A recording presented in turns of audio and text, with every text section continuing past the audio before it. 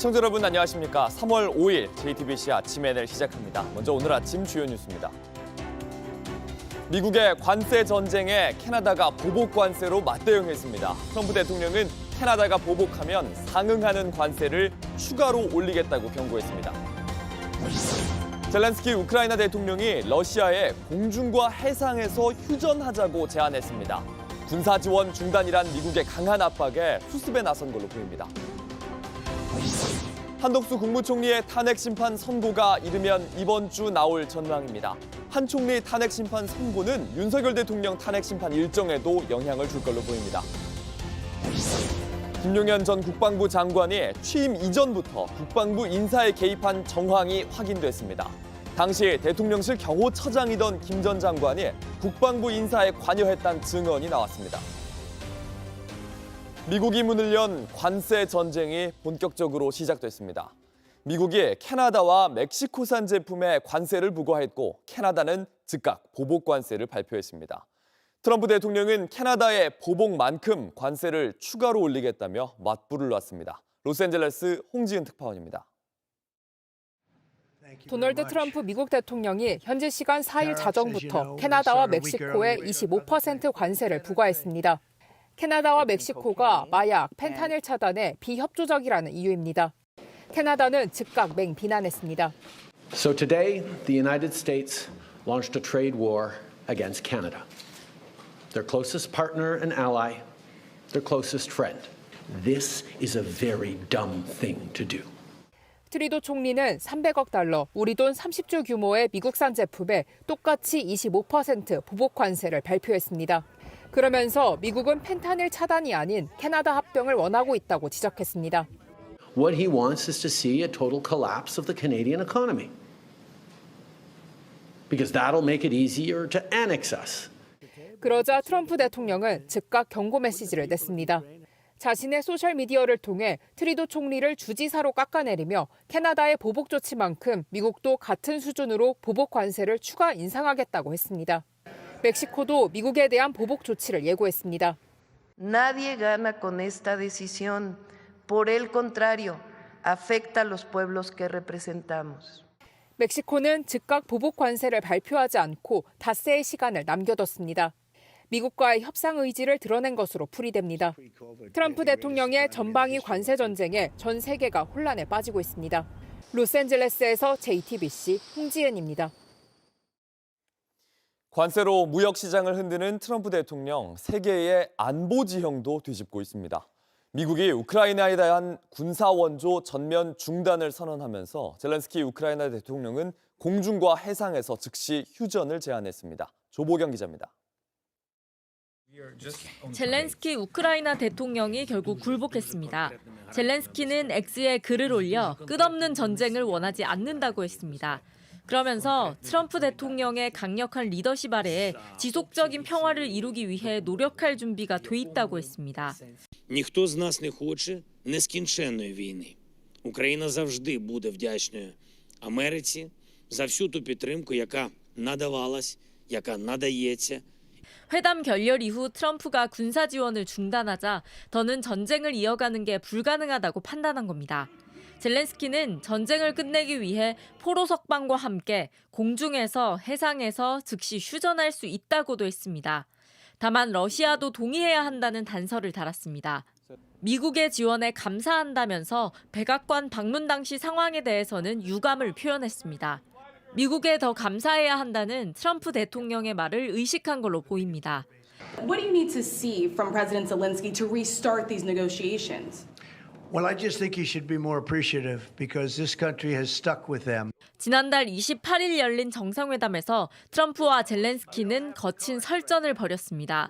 젤렌스키는 사과를 거부하고 유럽 정상들을 만나 지지를 끌어냈습니다. Угоди про закінчення війни ще дуже далеко. Ніхто всі ці кроки не розпочав. Мир, який ми будемо передбачати в майбутньому. 하지만 이 발언을 최악이라고 비판한 트럼프가 군사 지원 중단이라는 카드를 꺼내들면서 젤렌스키가 수습에 나선 겁니다. 전체 군사 장비의 20%와 최첨단 무기를 지원하던 미국 없이는 더 이상 전쟁이 불가능하다는 우려가 작용한 걸로 보입니다.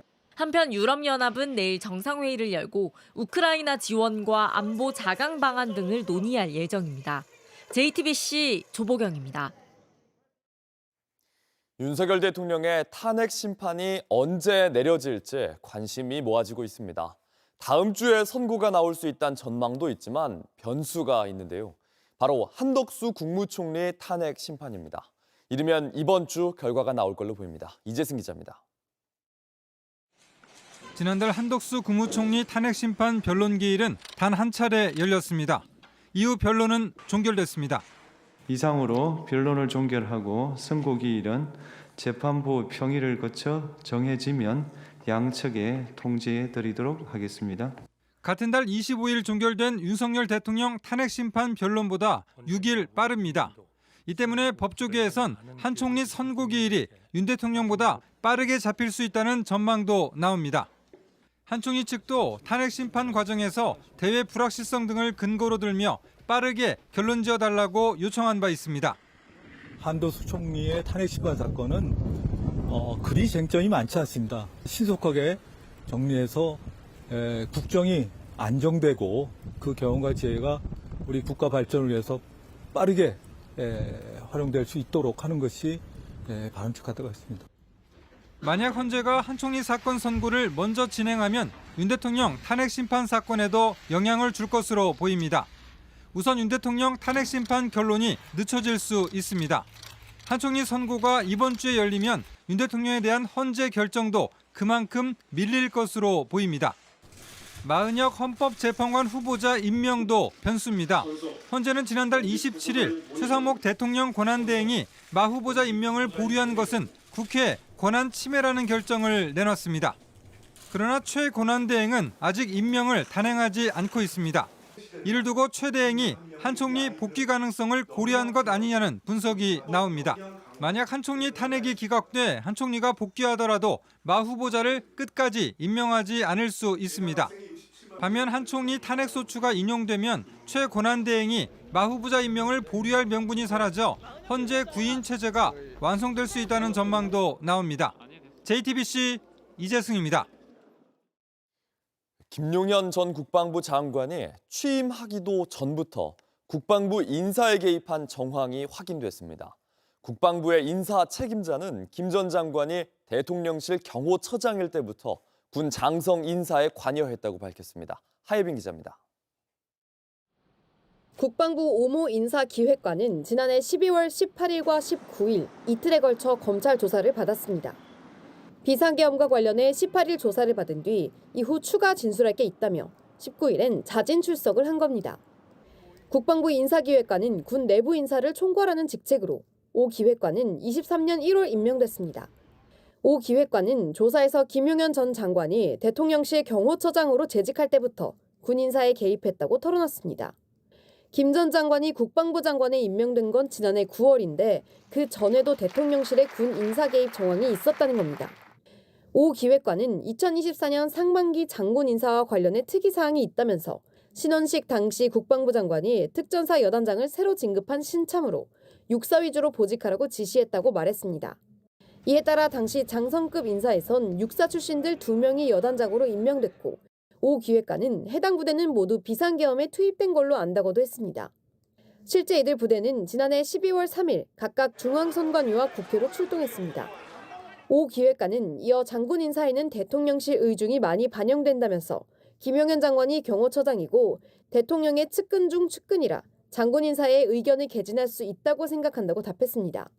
그동안 소문으로만 돌았던 김용현 당시 경호처장의 군 인사 개입설이 국방부 인사 총책임자의 진술을 통해 한 걸음 더 구체화된 겁니다. JTBC 하예빈입니다. 김 전 장관은 국방부 장관에 지명될 때부터 여러 논란이 있었습니다. 이런 논란을 앞장서서 막은 게 대통령실이었습니다. 대표적인 충암고 라인인 김 전 장관 취임 이후에도 이해하기 힘든 인사를 했습니다. 윤정식 기자입니다. 지난해 2월 카이스트 학위 수여식. 윤석열 대통령의 축사 중 R&D 예산 삭감을 항의한 졸업생이 입이 틀어막혀 경호처 직원들에 끌려나갑니다.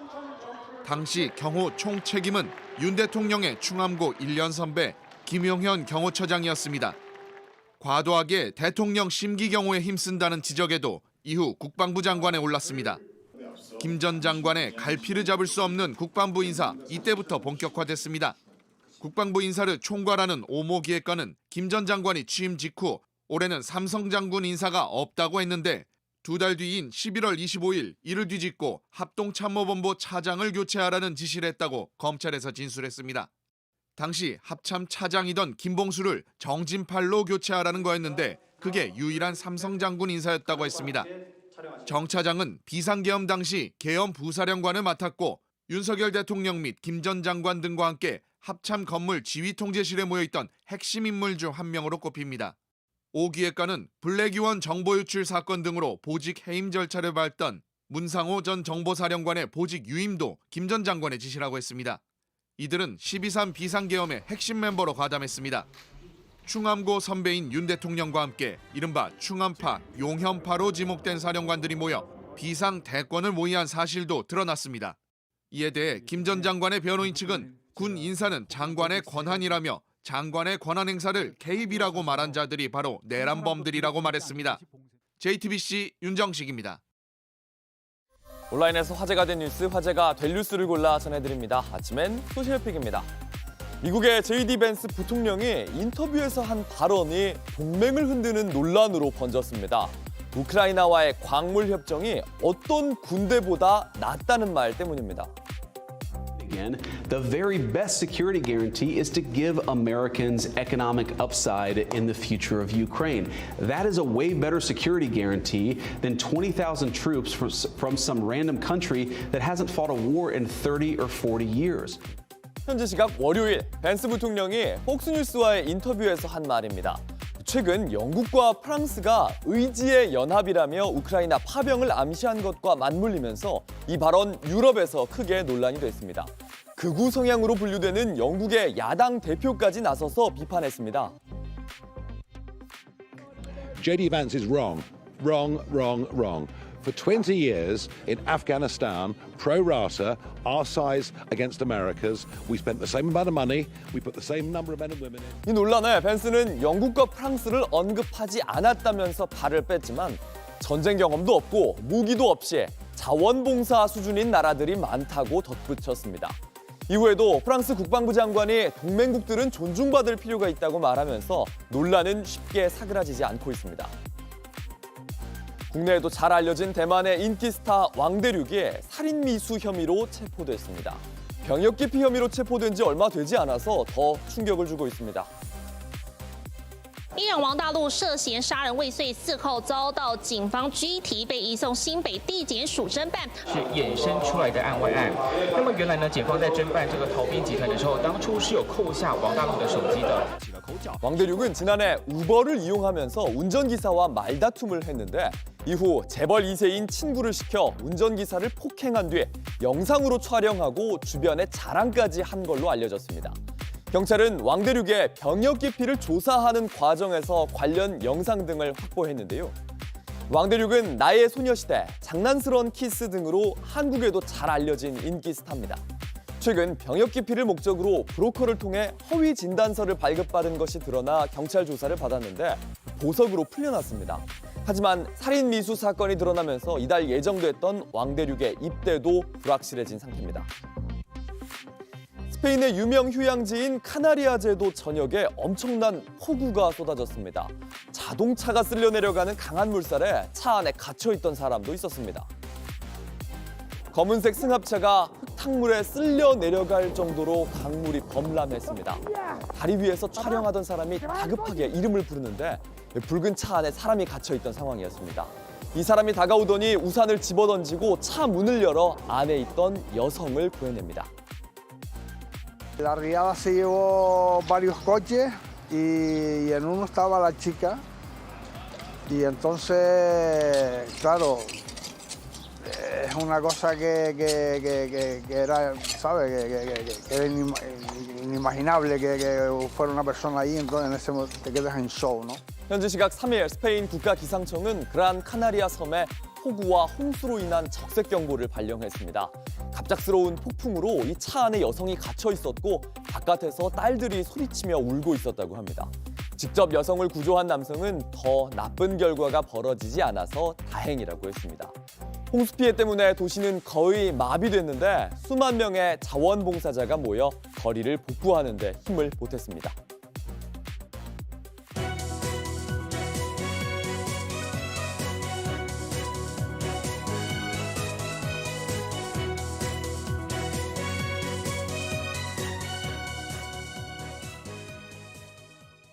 JTBC가 확보한 이진우 전 수도방위 사령관의 휴대전화 속엔 계엄을 둘러싼 상황이 담겨 있었습니다. 계엄 8일 전 이 전 사령관은 박정희 장군, 전두환 장군 같은 군인은 영원히 없는 것인가? 이런 한 보수 유튜버가 쓴 글을 저장해놨습니다. 김혜리 기자입니다. 검찰특별수사본부는 12.3 내란 사태를 수사하며 이진우 전 수도방위 사령관의 휴대전화기를 분석했습니다. 이 과정에서 휴대전화기 메모장에 있는 글이 확인됐습니다. 현대판 군인의 길은 어디로 가고 있나란 제목으로 군에도 갔다 오지 않은 정청래가 해병 사단장을 호통친다. 박지원이 한쪽 다리를 들고 비아냥댄다며 야당 의원들을 비난했습니다. 군 장성 출신 국회의원들도 겨냥했습니다. 별 몇 개씩 단 인간들이 주사파, 종북좌파들이 우울거리는 정당에서 방탄에 앞장선다고 적혀 있습니다. 특히 5.16 쿠데타나 12.12 군사반란으로 권력을 탈취한 인물들을 그리워했습니다. 박정희 장군, 전두환 장군 같은 군인은 영원히 없는 것인가 라고 적은 겁니다. 질 낮은 국회의원들에 맞서는 군 출신은 김용현과 신원식밖에 없다는 문장도 있습니다. 이 전 사령관은 보수 유튜버인 송학 손상대란 사람의 글을 메모에 저장해 놓은 것으로 파악됐습니다. 손 씨는 계엄 전부터 윤석열 대통령이 야당 입법 독재를 저지해야 한다는 주장을 했습니다. 특히 이 전 사령관이 이 글을 저장한 건 지난해 11월 25일 비상계엄을 불과 8일 앞둔 때였습니다. 직접 쓴 게 아니라 해도 비상계엄을 앞두고 박정희, 전두환을 추켜 세운 글을 저장한 이유를 놓고 의문이 제기됩니다. 이 전 사령관은 글을 누구한테 공유받았는지, 왜 저장했는지는 기억나지 않는다고 진술했습니다. 이 전 사령관은 검찰 조사에선 윤 대통령이 4명이서 국회의원 1명씩 들고 나오라고 지시했다는 취지로 진술했습니다. 하지만 탄핵 심판에 나와선 답변이 제한된다는 표현으로 답을 회피하거나 부인했습니다. JTBC 김혜리입니다. 삼부토건이 우크라이나 재건 테마주로 뜨는 과정에서 수백억 원대 주가 조작이 있었던 정황을 금감원이 파악했습니다. 그런데 지난해 드러난 도이치모터스 주가 조작 사건의 공범이 있던 해병대 단톡방에서도 이 삼부토건의 이름이 나옵니다. 김지아 기자입니다. 지난해 6월 JTBC는 임성근 전 사단장의 구명로비 의혹과 연관된 한 단톡방을 입수해 보도했습니다. 해병대 출신들이 모인 멋쟁 해병이란 이름의 대화방입니다. 이곳에 도이치모터스 주가 조작 컨트롤 타워로 알려진 이종호 씨가 있었습니다. 임 전 사단장 등과의 약속 이야기를 하다 뜬금없이 3부 내일 체크하고라고 말합니다. 당시엔 무슨 의미인지 명확치 않았습니다. 메시지를 보낸 날은 2023년 5월 14일입니다. 바로 다음 날 우크라이나 대통령 영부인 젤렌스카 여사가 한국에 도착했고 그 이튿날 김건희 여사를 접견했습니다. 며칠 뒤 삼부토건은 우크라이나 재건 MOU를 발표했습니다. 이른바 우크라이나 재건 테마주가 됐고 급상승을 시작했습니다. 대화가 오갔던 5월, 1,000원대였던 삼부토건의 주가는 7월 5,000원대까지 뛰었습니다. 주가 조작 의심이 일었고 금융감독원은 지난해 9월 조사에 착수했습니다. 보면 바로 사법 절차로 넘어갈 수는 없고요. 저희가 이 조사 절차를 진행하는 게 원칙에 맞습니다. 그리고 최근 금감원은 이 기간 삼부토건 대주주 일가와 경영진이 100억 원대에 이르는 시세 차익을 거둔 정황을 파악한 것으로 확인됐습니다. 반면 삼부토건의 우크라이나 사업은 진전이 없는 것으로 확인됐고 지난달 24일엔 법정관리 개시를 신청했습니다. 야당 정무위원들은 성명을 내고 김건희 여사 계좌 관리인이었던 이종호 씨가 삼부토건 사건에도 핵심 인물로 지목된 것은 우연이 아니라며 김건희 특검을 실시해야 한다고 촉구했습니다. JTBC 김지아입니다. 장제원 전 의원이 성폭력 관련 혐의로 수사를 받고 있는 걸로 확인됐습니다. 2015년 술에 취한 비서에게 성폭력을 행사한 혐의입니다. 장 전 의원은 사실이 아니라고 부인했습니다. 이호진 기자입니다. 경찰이 장제원 전 의원을 준강간치상 혐의로 수사하고 있는 걸로 확인됐습니다. 서울경찰청이 지난 2015년 11월 17일 장 전 의원이 서울 강남의 한 호텔방에서 당시 자신의 비서였던 A씨에게 성폭력을 행사한 혐의를 잡고 수사를 하고 있는 겁니다. 장 전 의원은 당시 아버지가 설립한 부산의 한 대학교 부총장이었고 A씨는 그 비서로 일하고 있었습니다. 이듬해 총선 출마를 준비 중이던 장 전 의원은 선거 5개월여를 앞두고 선거 관련 프로필 사진 촬영을 했고 이후 촬영팀과 뒤풀이 자리를 가졌습니다.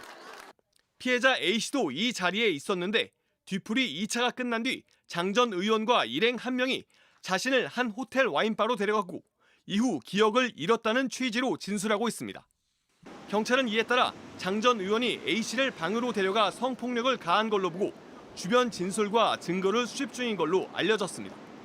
피해자 측은 장 전 의원이 사건 이후 여러 차례 회유성 문자를 보냈다며 힘들어하자 합의금조로 2천만 원을 건넸다고도 주장하고 있습니다. 또 A씨는 미투가 잇따르던 2018년 국회의원실에 취직도 했던 걸로 전해졌습니다. 이에 대해 피해자는 지역에서 권력이 센 장 전 의원 일가가 무서워 사실을 말하지 못했었다는 입장입니다. 또 그럼에도 오랜 기간 자괴감과 트라우마에 시달리다 고소를 결심했다고 고소 이유를 밝히고 있습니다. 반면 장 전 의원은 JTBC에 당시 술을 마셨지만 2차 술자리가 끝난 뒤 집에 돌아갔다면서 호텔에 간 적도 없다고 해명했습니다. 성폭력을 행사한 사실이 전혀 없다는 겁니다. 또 A씨에 대해선 의원실에서도 같이 일을 했고 선거 운동에 적극 나설 만큼 관계가 좋았다면서 성폭행 주장 자체가 사실이 아니기 때문에 합의금조로 돈을 준 적도 없다고 했습니다. 경찰은 조만간 장 전 의원을 불러 조사할 예정입니다. JTBC 이호진입니다. 날씨입니다. 절기상 경칩인 오늘은 찬바람이 잦아들면서 추위가 한결 누그러지겠습니다.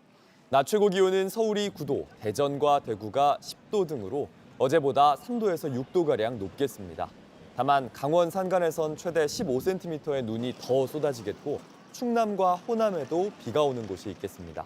또 동해안을 중심으로 돌풍이 불고 강한 너울성 파도가 예상돼 피해가 없도록 주의하셔야겠습니다.